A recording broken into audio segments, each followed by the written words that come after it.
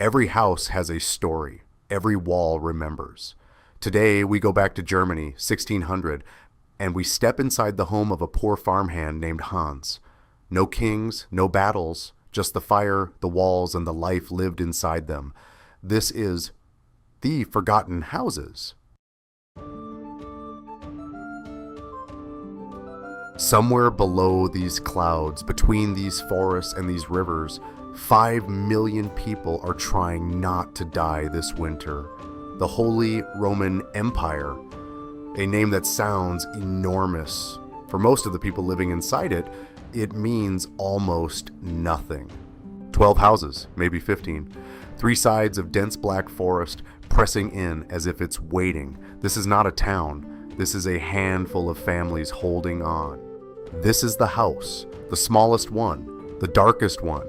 A man named Hans lives here, now with his wife and 3 children. The walls are clay, mixed with straw and animal dung. They crack, they breathe cold, they let the wind in. That amber glow, that's a piece of dried pig bladder stretched over a hole in the wall. That is their window. There is no glass. When that door opens, you smell it before you see anything. Smoke, bodies, old food, wet straw, a life compressed into 30 square meters. This is it. This is all of it. There is no chimney. The smoke goes nowhere. It rises, hits the ceiling, and stays. They breathe this every day, every night, all winter. The floor is earth, packed down by years of feet, cold in November, damp near the walls. It never really dries. The walls inside are black from the chest up. Years of smoke have done that.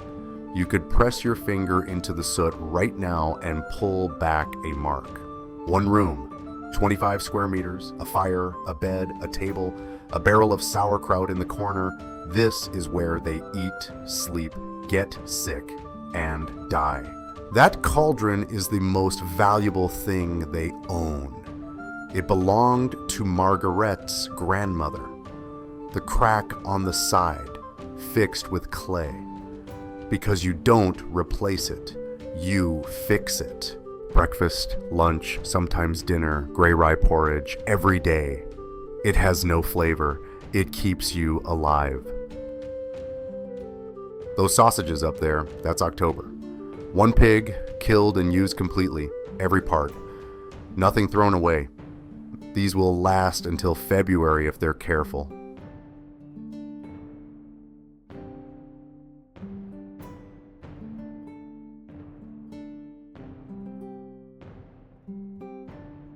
Flour doesn't arrive in a bag. You make it. Every morning, by hand, on stone. It takes an hour. The bread it produces is gray, dense, and full of grit that slowly destroys your teeth. 3 bowls. 1 for Hans and Margaret, shared. 1 smaller one for Jakob and Anna. And the wooden cup of weak beer, because the water from the river will make you sick. Every night before she sleeps, Margaret buries the embers in ash, carefully, like hiding a secret. If the fire dies completely, relighting it costs time, flint, and luck. 5:30 in the morning, still dark, the first thing. Before anything else, the fire.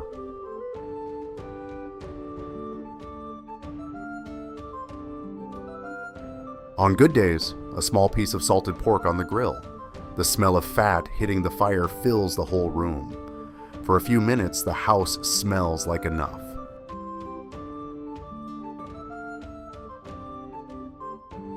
Margaret will stand here stirring this for the next hour. The baby on one arm, the spoon in the other. This is what the morning looks like.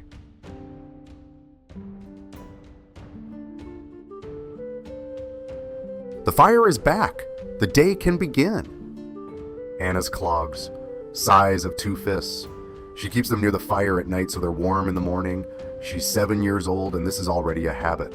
The bowls are scraped clean, not because the food was good, because there isn't more. The beer is weak, less than 2% alcohol. Margaret brews it herself from fermented barley. The children drink it too. The water from the river outside is not safe. This is safer. That barrel in the corner, that's September's work. cabbage, salt, and thyme. It smells terrible.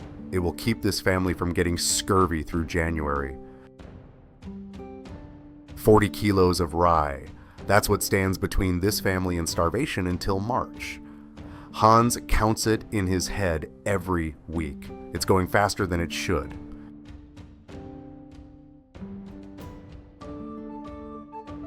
One pig, 1 year. Every family in this village kills their pig in October.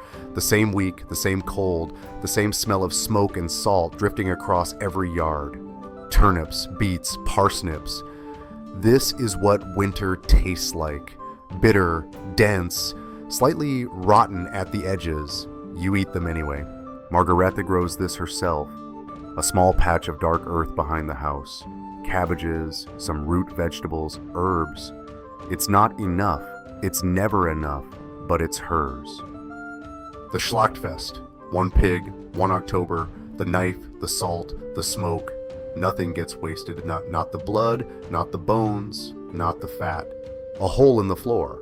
That's the refrigerator, lined with earth, covered with a board. Cold enough to slow the rot, not cold enough to stop it. Water doesn't come from a tap. It comes from the river, half a kilometer away, carried on your shoulders twice a day in all weather. In winter, you break the ice first. The children pick these in August, dried and stored. They'll end up in a thin porridge sometime in February, and on that day it will taste like something. Every family loses part of their grain to rats every winter. You set traps. You keep a cat if you can afford to feed one. You lose anyway.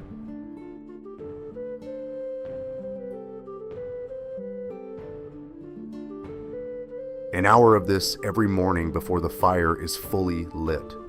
The flour comes out gray, coarse, full of husk fragments. In 50 years, the grit will have worn down Hans's back teeth to nothing, if he lives that long.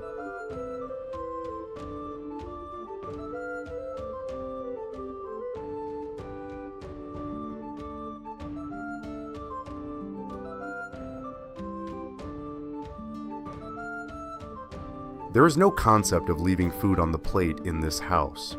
The spoon goes around the bowl until the clay shows through. Hans is gone, before sunrise, into the cold, into the mud, to work land that doesn't belong to him, for a man he'll never sit at a table with. He'll be back when it's dark. Under every bed in this village, every night, a ceramic pot. In winter, no one goes outside at 3 a.m, not in this cold. First task of the morning, before the fire, before the children, before anything else, this. In summer, they use this. A wooden board over a pit, no door that closes properly. The wind comes through the gaps. This is the bathroom.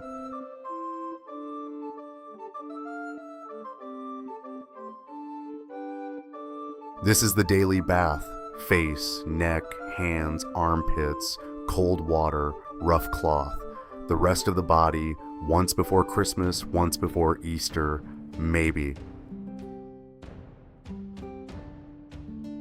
5 people slept here, 3 in the bed, 2 on the floor. The mattress holds the shape of all of them. A full bath requires heating enough water to fill this tub. An hour of fire, an hour of carrying. It happens a few times a year. It is considered enough. The mattress needs to be replaced every few weeks. The straw gets damp, starts to rot, and becomes a living ecosystem of fleas and lice. You wake up with bites. Every morning. Ash from the fire, a pinch of salt, that's the toothbrush, that's the toothpaste, used on a rough linen cloth, rubbed directly on the teeth. It works. In deep winter, you break the ice first, then you fill the buckets. Then you carry them half a kilometer home on your shoulders. Then you do it again tomorrow. In the cities, men carry waste through dark alleys at night. Paid almost nothing, avoided by everyone. Without them, the city stops. 140 centimeters wide. Hans, Margaret, and the baby sleep here. It was built by Hans's father. The wood is older than anyone in this house. 2 sticks, a piece of twine. That's the only decoration in this house, the only thing on any wall. It hangs slightly crooked and nobody straightens it. The baby sleeps between them, not for sentiment, for heat. A baby that cold doesn't survive the night. Tallow candles smell like burning fat because that's exactly what they are. They're expensive, they smoke badly, and this one is almost gone every night before sleep. Luther said to pray as a family, so they do, kneeling on this cold earth floor in the dark, heads bowed. Whatever they're asking for, they've been asking for it for years. Jakob is 11. He sleeps here on the floor next to the dying fire. He's been doing this since he was 4, when the baby before Christoph took his place in the bed. That baby didn't make it through the winter.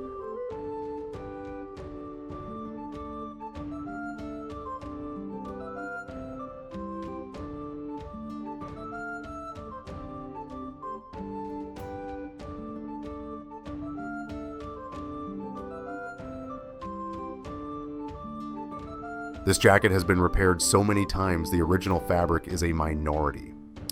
Margaret sewed that elbow patch last March. It will need another one by spring.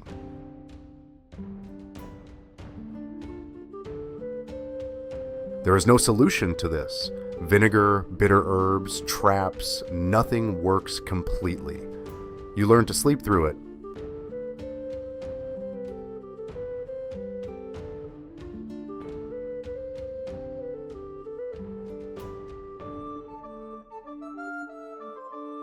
Every morning across this village, the same sequence. Someone wakes, someone checks the embers, the smoke starts rising. The day begins whether you're ready or not. Hans works land that doesn't belong to him. He pays for the right to work it, in labor, in grain, in deference. The man who owns this land has never touched a hoe in his life. While Hans is in the field, Margaret is at this loom, the baby in the bed behind her. Every meter of cloth is hours of work. She sells what she can. It's never enough. This is the heartbeat of the house. Every morning it has to be won back. Every night it has to be preserved. The fire is not a comfort. It's a responsibility. It smells like rot and acid and fermentation. It's possibly the most important thing in this house right now. The vitamin C in this barrel is the only reason this family won't develop scurvy before March. These hands are 28 years old. They look 50.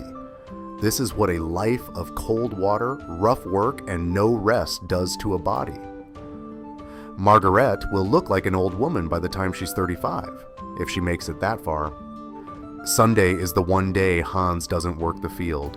The church is plain, cold, and whitewashed. The Reformation stripped out everything decorative 30 years ago. But it's warm from the bodies inside, and for an hour, the whole village is in the same room. This is a life, not a small life, not a simple life, a full life, with love in it and fear in it and work that never ends. Just like yours, just hard. Hans will die at 39, Margaret at 41. Jakob will survive the 30 Years' War, barely. Anna will have 5 children of her own in a house exactly like this one. They never knew we were watching. Now you know how they lived, not from a textbook, from the walls themselves. The next house is already waiting. Subscribe so you don't miss it. And if this story stayed with you, leave a comment. Which detail surprised you most?